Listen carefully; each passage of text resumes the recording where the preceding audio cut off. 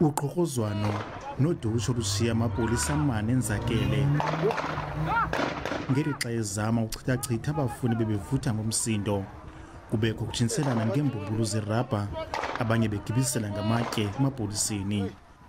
I can confirm that members from our public order policing unit of the SABC were monitoring a protest action at the Sisulu University in Mthatha today when one of our police nyalas was attacked by allegedly the protesting students, which resulted in 4 of our members being injured and the police nyala being set alight.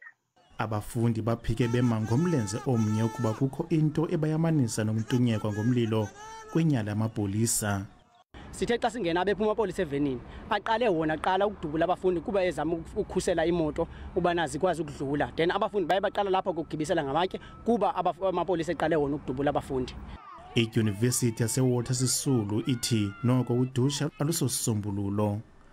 Siyavuya ke ngento yokubana kukhona abantu abazama ukusincedisa kakhulu njengobana sikule nkqubekaxaka nezi-students zethu. Sibonile i-ofisi yaka-Deputy Public Protector befacilitator i-meeting phakathi kwe-management nezi-students.